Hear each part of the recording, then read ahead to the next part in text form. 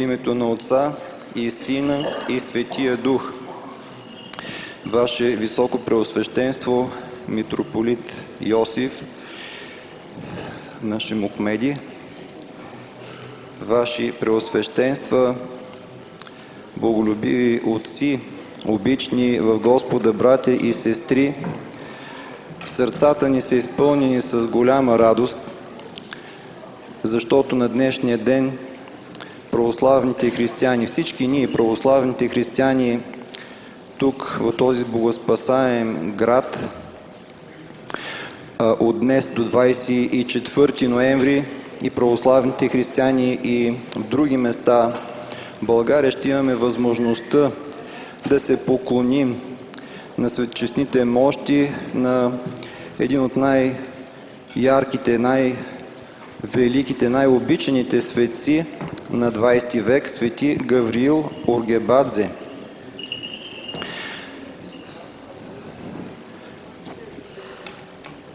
Божията благодат и избирането на свети Гавриил от Бога, за да бъде наистина избран със съд на Божията благодат, проличава от ранните години на малкото момче, роден 1929 година, на 2 годинки остава без баща. Около 7 годишен е бил, когато за първи път чува името на Христос и проявява силен интерес кой е този човек, който е бил разпнат на кръста. На тази възраст, в годините, които 1936-38 година в Съветския съюз по това време са избити над 100 000 души заради вярата си. Това са годините на едни от най-тежките гонения в Съветска Русия и в Грузия и съветските републики. В тези години 7-годишният Васико, както са го наричали по името на баща му, спестява пари, за да си купи Свето Евангелие. И в къщи прекарва времето си както на уроците, така и на тази свещена книга. И дотам в семейството му неговата майка се е тревожила от това, че нейният син не е като останалите деца, защото често му говорила: престани с твоето четене и само да говориш за Христос, за вярата, за църквата, иди с другите деца, играй. До толкова стига този конфликт, това напрежение в къщи, че веднъж, като е бил около 12 годишен, в начало около 41 година, годината на Втората световна война, която започва, майка му изхвърля Светото Евангелие на нечисто място и от това страшно много оскърбява малкото дете. Той напуска дома си. Можем да направим заключение от тези моменти, неговите ранни години, до каква степен сърцето, душата, стремежите, желанията на това малко дете в това силно атеистично време са били изпълнени с вярата, с Божията благодат, с молитвата. Има такива случаи запазени, когато от това време, когато в разрушените църкви в Тбилиси Васико е отивал, разчиствал е и изкарвал там светини, икони, които са били затрупани.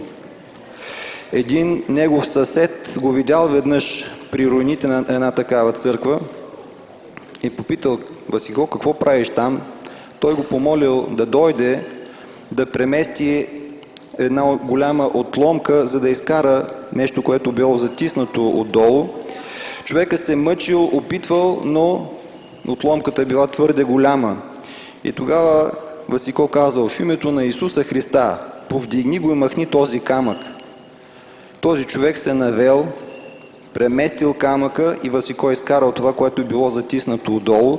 Когато се върнал, този човек казал: слава Богу, все още има избрани човеци на този свят. Този човек е бил християнин, но с идването на болшевишката власт, като всички останали, като большинството от хората, престанал да ходи на църква, престанал да пости и заживял като всички останали. И този епизод, тази случка го укрепила до толкова, че той в това време започнал редовно да посещава богослужение, възобновил редовния си духовен и църковен живот и се приобщил към църквата отново, което ще ни рече, че действително в тези си още години Свети Гавриил засвидетелства със своя живот, че църквата и християните действително не сме от този свят. Живеем в света, но не сме от този свят. Не можем да се смесим с онова, което отрича Бога, това, което е с начин на живот, който не съответства на живота, който Господ Исус Христос ни е показал, не съответства на Неговите заповеди. Още от тези години има запазени спомени как по Неговите молитви, особено по време на войната, много хора от Тбилиси са отивали при Него да го питат: жив ли е синът ми, жив ли е мъжът ми, къде са? И Той ги утешавал, наставлявал ги всички да не престават в молитвата, да се молят усърдно, да не се страхуват да изповядват вярата си, и това е укрепявало мнозина. По това време бил е около 12, 16, 17 годишен в края на войната. И след това в годините, когато е бил в казарма, от 3 години е било по това време наборната служба, тогава в Грузия, Бог така устройва нещата, че го назначават за пощельон. Той се е молил: Господи, Свети Николай, помогнете ми да не прекъсвам връзката, да мога да идвам в Божият храм, да мога да се укрепявам. И Господ устроил така, че го направили пощельон. Всеки ден минавал и прекарвал няколко часа в храмовете от Тбилиси. И след казармата, разбира се, виждали го, че не го интересува светски живот, и около 55-та година, 1955 година е бил най-напред ръкоположен за свещеник, после и постиган за монах. И така започва неговото служение в църквата в духовен сан. Една изключително необикновена случка в неговият живот дава да се разбере до каква степен Божията благодат го е укрепявала и изпълвала душата и сърцето му. Веднъж на 1 май 1965 година, ден, който е бил Велика събота, иеромонах Гавриил отслужил светата литургия, която се полага сутринта, и слушайки фанфарите, слушайки скандиранията, възгласите вънка на манифестиращите, се възгорял с такава ревност, че взел от църквата шише с керосин за почистване на свещите, на восъка, взел го, отишъл на площада, залял портретът на Владимир Ленин и го запалял. Можем да си представим каква ситуация е било това нещо. Като се запалил този плакат, лампичките, с които бил ограден, започнали една по една да гърмят и се получил страшен шум, към който всички насочили вниманието си какво се случва. И когато разбрали, че това не е просто някакъв инцидент, а нарочно направен от някой човек, всички се изумили. Още там го били много жестоко, но после за всички станало ясно, че за този човек няма живот в съветска Грузия по това време. И действително централното ръководство от Москва пристига такова разпореждане да бъде разстрелян без съд, без присъда за такава постъпка, поругаване едва ли не с името и с лика на вожда на революцията. За много по-малки неща тогава човеци са отивали, са изчезвали безследно, са били избивани за една такава дръзка постъпка, извършена пред очите на всички, пред камерите, на телевизиите. Не може друго да се очаква, че ще се случи, но Господ имал друг план и направил така, защото следователят, който трябвало да провежда разпитите, Света Богородица му се явила и той проявил необичайно внимание към този необикновен човек.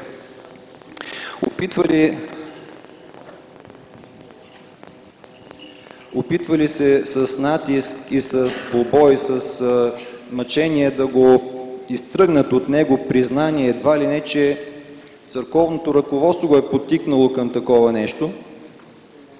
Разбира се, свети Гавриил отричал всичко това и с най-простички думи казва, че трябва да почитаме Бога, а не човеците. Трябва да казваме слава на Бога, а не слава на Ленин. И с такъв спокоен, разумен тон и разговори спечелил уважението и на тези комунистически функционери, на тези разследващи милиционери и служители, докато е бил в затвора, спечелил уважението на затворниците, започнали да го слушат, той ги наставлявал, проповядвал им Святото Евангелие и после го отпратили в психиатрична болница, в която много интересна е епикризата.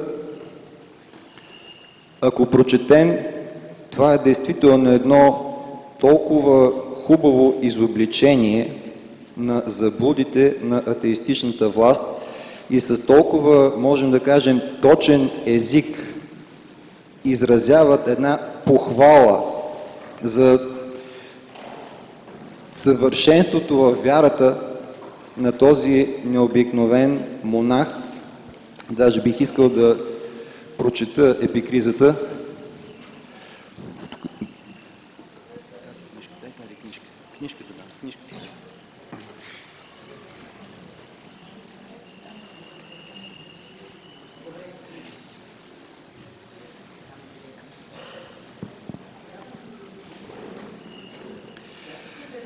Диагноза: психопатична личност, предразположена към психопатни кризи и шизофреничен характер. Изписан на 19 ноември 1965 година. Съгласно анамнезата, на 12 години му се привидял зъл дух с рога на главата. Това е било първото изпитание, духовно изпитание, което той вижда дявола и който се обърнал с него с думите: "Ти ли ще се бориш с мене?" Тогава Васико още не разбирал в пълнота какво означава това, но по Божията помощ преодолял това изпитание.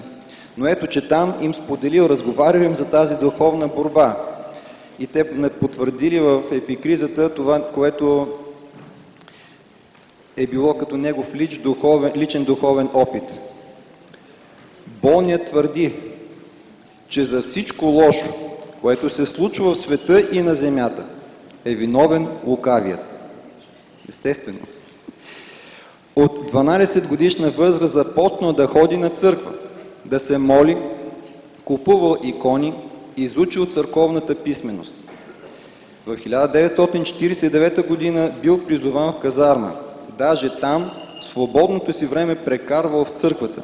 В сряда и в петък не едял нищо.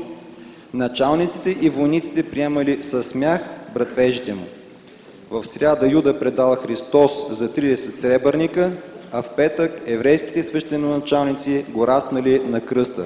Това им обяснявал защо в казармата е постил, което е така, както трябва да бъде.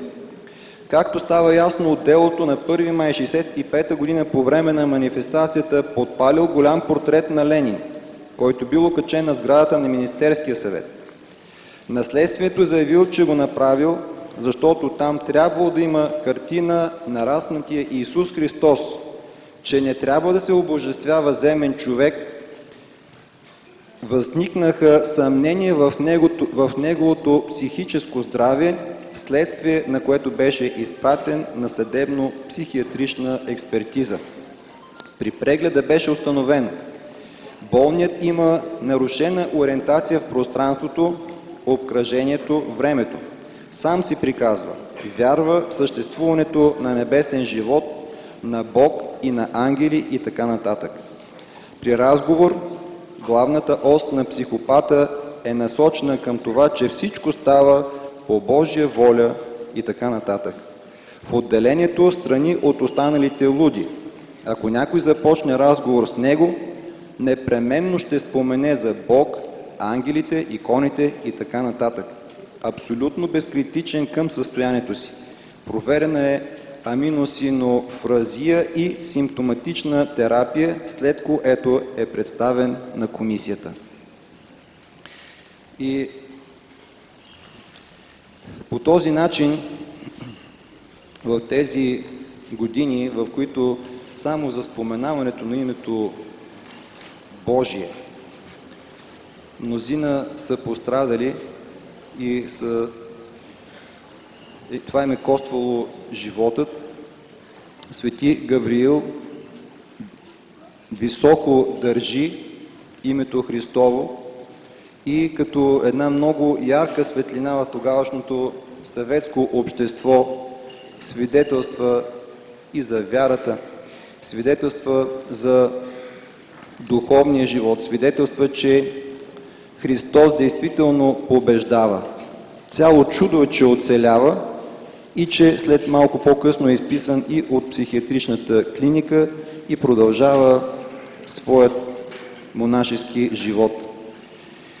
Действително при обилието на Божията благодат в него и това, че църковните човеци започнали да забелязват, че по неговите молитви се случват чудеса, Господ чува неговите молитви. В съветите и наставленията, които им говорил, виждали действително Божият пръст и действително говорил като човек, който има власт, защото каквото кажел, то се случвало. И това правило впечатление на църковният народ, на на близкото му окръжение, и църковните среди, и за да прикрива този необикновен вътрешен духовен живот, той юродствал. Често бил небрежен към облеклото си, по някой път ще седне върху купчина боклук или ще направи нещо, което ще изуми. Някой път, когато по време на богослужение го видят, има такива случаи, когато е над земята, издигнат над земята, но след това ще започнат така да ругае всички човеци, че вече са забравили за това, което са видели и са дълбоко опечалени от това, което са чули от него. И така по този начин прикривал светостта си, за да избегне похвалите и за да избегне възгордяването.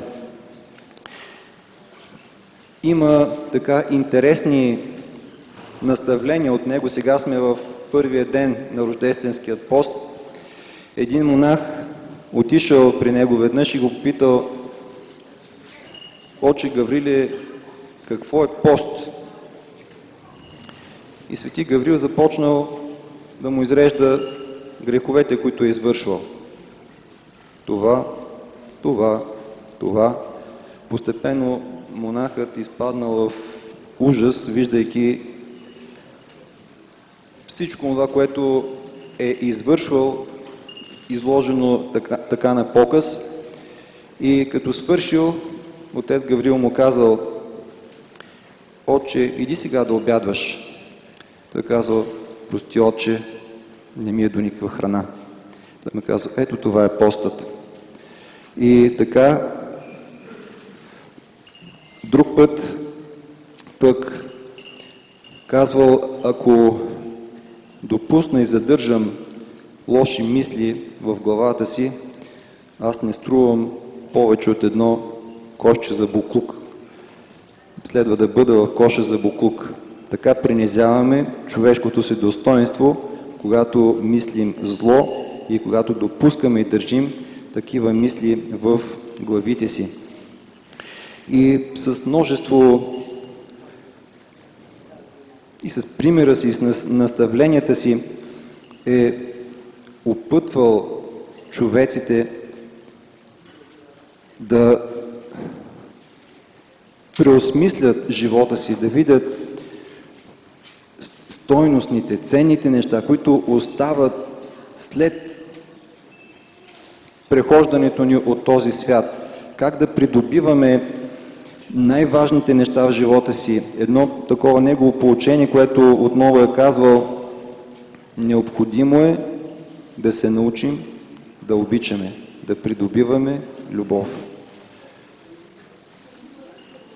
Истинско щастие може да дойде, когато се научим да обичаме. И в последните времена, казва, човеците ще се спасяват с добри дела, с смирение и с дела на деятелна любов. Така че имаме това голямо благословение през тези дни,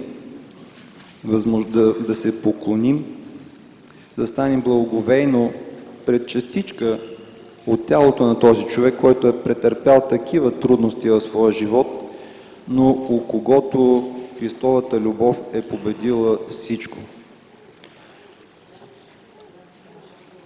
Негово високо преосвещенство митрополит Йосиф, който дълги години е познавал свети Гавриил, имал възможността да общува, да разговаря, да се вижда, да общува с него. Отците, които от делегацията, които също са имали тази възможност, споделят колко човеци са променили начина си на живот след досег с свети Гавриил. Това е истинското чудо. Свети апостол Павел ни казва, че всички дарби ще престанат. Чудотворство, прозорливост, дарби за лекуване, дарби на езици. Всичко това ще престане, когато се изпълни, когато се установи любовта, защото любовта е най-великият дар и тя е тази, която ни сродява, която ни съединява с Бога и чрез любовта придобиваме всичко. Затова е най-голямото чудо в неговия живот е това, че толкова много човеци са преобразили своя начин на живот и са преобразили своите личности. И са така дошли до Христос, дошли са до вярата, дошли са до този, който може да излекува душата. Дошли са до Христос, който е подател на живота, на благодата, на търпението, на смирението, на любовта. И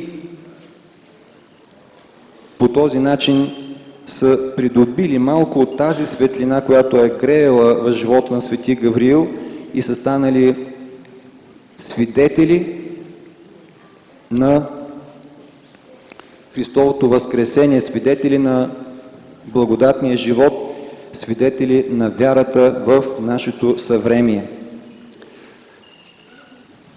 Изказва най-сърдечна благодарност за това, че чрез вас, ваше високо преосвещенство и чрез вас, боголюбиви отци и всички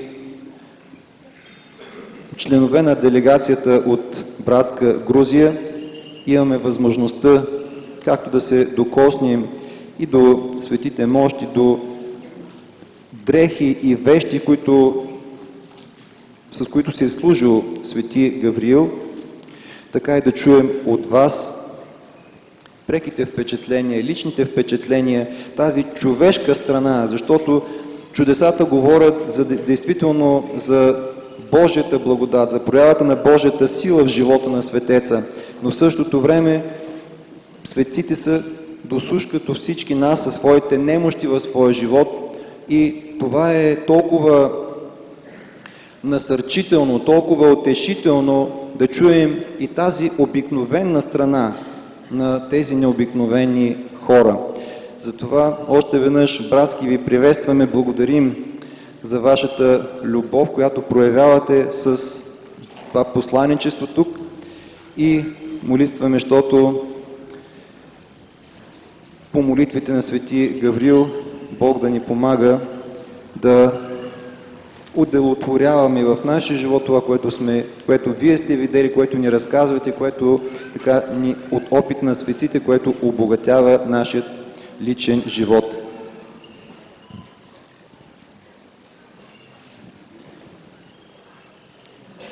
სახელითა მამისათა და ძისათა და წმინდისა სულისათა. Во имя Отца и Сына и Святого Духа. Амин. ჩვენთან არის ღმერთი.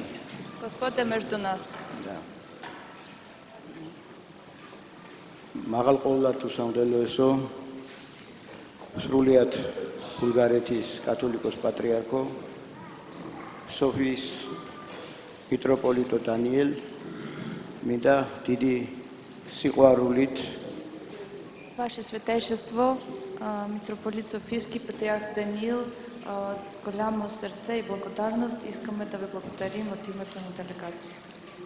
და სიხარულით მოგმართოთ და დიდი მადლობა მოგახსენოთ ჩვენი მიღებისთვის. Благодарим за това, че ни приехте тук.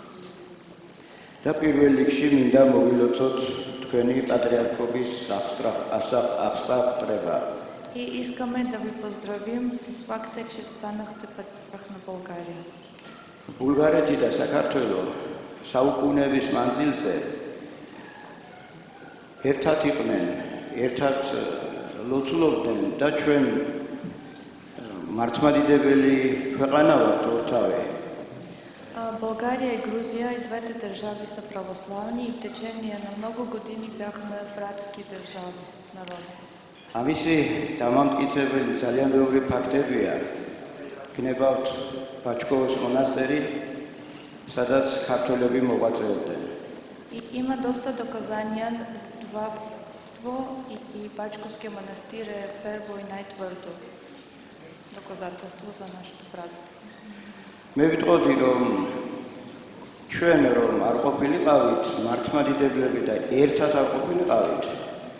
Ако ние не бяхме православни държави, ако не държахме заедно, ალბათ მთელ ევროპას წალეკავდა სხვა აღმსარებლობები, რელიგიები, როგორც რელიგიურად, ასევე სახელმწიფოებრივობადაც დაკარგავდნენ ისინი. останалите религии биха взели по Европа своето влияние, а ние спасихме като православни държави на турците.